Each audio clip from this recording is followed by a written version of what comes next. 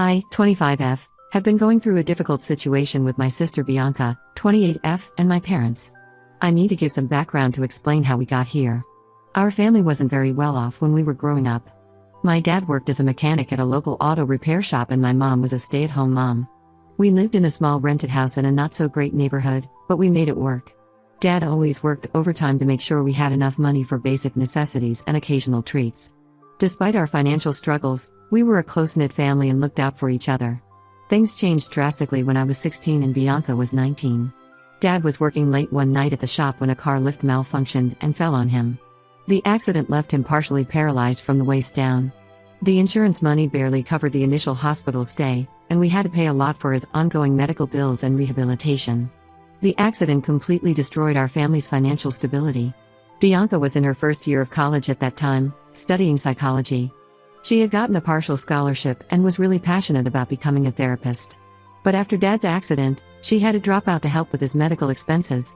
She started working at various places, first at a coffee shop, then at a retail store, and later at a call center.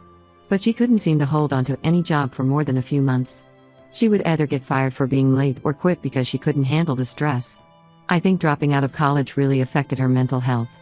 I was still in high school when all this happened, but I started working part-time at a local diner to help out. I would go to school in the morning, work evening shifts at the diner, and then stay up late to finish my homework. It was exhausting, but I knew I had to help my family.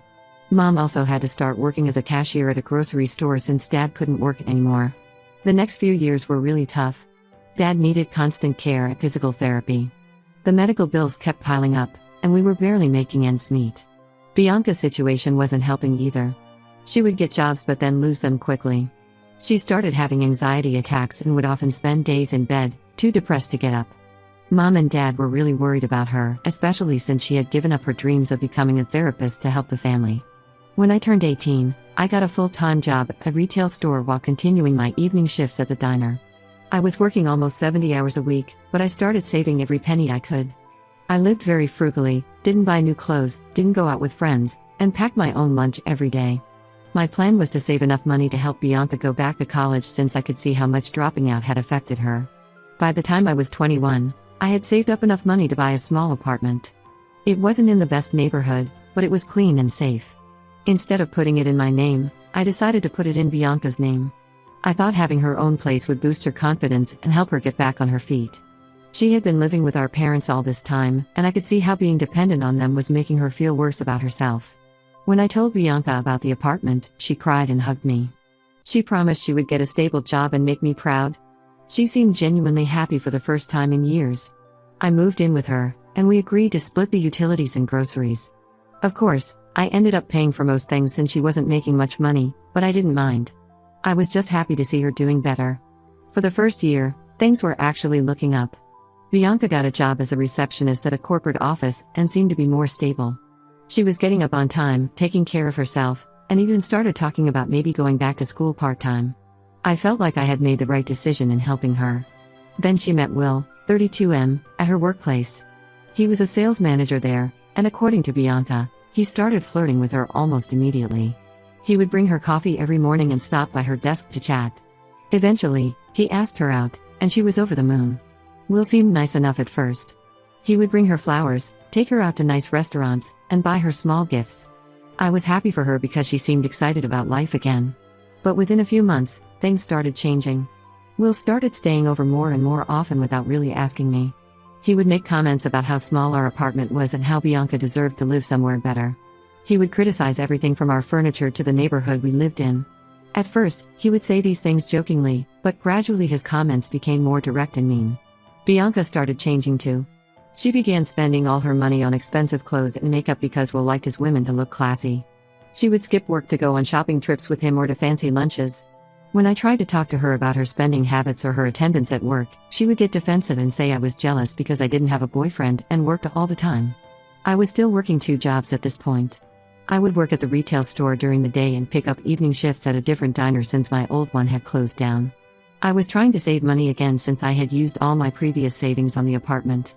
I wanted to take some classes at the community college, but between paying for most of our living expenses and helping with Dad's ongoing medical bills, I could barely save anything. Will basically moved in without anyone asking me how I felt about it. He would use our utilities, eat our food, and never contributed a single penny. He would have his friends over for drinks late at night, even though he knew I had to wake up early for work.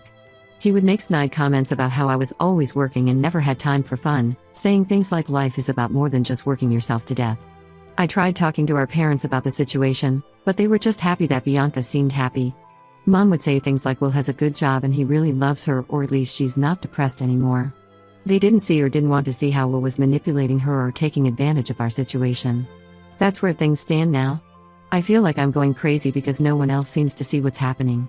I've sacrificed everything to help my sister, and now I'm watching her throw it all away for a man who clearly doesn't have her best interests at heart. Am I wrong for feeling this way? Should I just keep my mouth shut and let her make her own mistakes? Edit. Thank you everyone for your responses. A lot of you have asked why I put the apartment in Bianca's name. I really thought it would help her mental health and give her something to be proud of. I know now that it was a mistake, but I was just trying to help my sister. Update 1. It's been about 3 weeks since my original post, and things have taken a turn for the worse. I've been trying to handle the situation calmly, but last night everything exploded. I came home from my evening shift at the diner around 11 p.m., exhausted after a 14-hour workday. Will and Bianca were sitting in the living room waiting for me. I knew something was wrong because they usually never waited up for me. Will had this smug look on his face that made my stomach turn. Bianca started by saying they needed to talk to me about something important. Then she dropped the bomb. They wanted me to move out of the apartment. According to them, 3 people living there was too crowded, and they needed their privacy. Will chimed in saying that at their age, couples needed their own space to grow together. I stood there in shock for a minute, still in my work uniform, trying to process what they were saying. When I finally found my voice, I reminded Bianca that I had bought the apartment with my own money. I told her how I had worked 2 jobs for years, saving every penny while she was struggling to keep even one job. I reminded her that I still paid most of the bills and utilities. Bianca's response felt like a slap in the face. She said since the apartment was legally in her name, she had the right to decide who lived there. Will was nodding along, adding that I should be grateful they were giving me notice instead of just changing the locks. He even had the nerve to say that I should understand since I was always talking about wanting to go to college, as if they were doing me a favor by kicking me out. I called our parents immediately, my hands shaking as I dialed the number. I really thought they would see how wrong this was. But I was in for another shock. Mom answered the phone, and after I explained what was happening, she sided with Bianca. She said that since Bianca was older and the apartment was legally hers, she had the right to make these decisions. She suggested I could move back in with them temporarily, as if that would solve everything. Dad got on the phone too, saying that Bianca and Will were a couple now and needed their space. He told me I was being immature by not understanding this. When I brought up the fact that I had bought the apartment, he said what's done is done and the apartment belongs to Bianca now. I hung up the phone and looked around the apartment I had sacrificed everything for. The furniture I had bought piece by piece from my savings. The small bookshelf where I kept all my community college brochures and the money jar where I had been saving up for classes. It all felt like a cruel joke now. I went to my room and started packing my things. Tears were running down my face, but I refused to let them see me cry. Bianca just stood in the doorway with Will, watching me pack.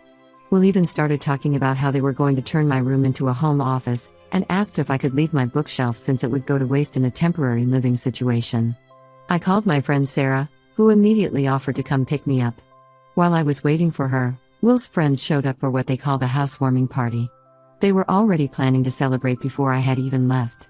I could hear them laughing and talking about decoration plans while I sat in my room surrounded by hastily packed boxes. Sarah arrived around midnight with her boyfriend to help move my things. As we were carrying my boxes out, one of Will's friends made a comment about how nice it was that I was finally moving on with my life. I had to stop Sarah from saying something to him because I just wanted to get out of there as quickly as possible. I've blocked all of them on my phone and social media. But that hasn't stopped the messages from coming through other channels. Several of our relatives have reached out to tell me I'm being dramatic and that I should understand that Bianca and Will need their space as a couple.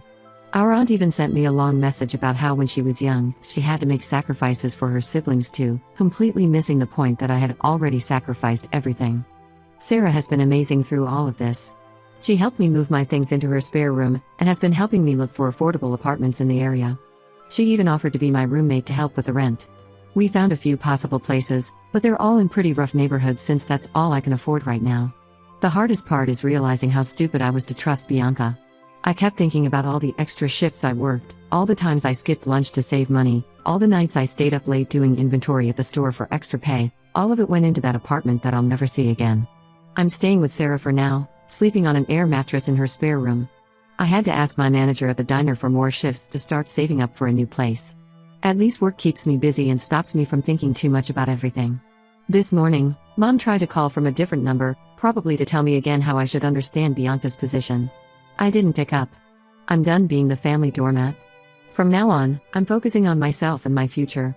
I've learned my lesson about trying to help people who don't appreciate it. Some of you asked for an update in the comments of my original post, so here it is. I know it's not a happy update, but at least now I know where I stand with my family. I guess sometimes the worst things teach us the most important lessons. Update 2, it's been 6 months since I moved out.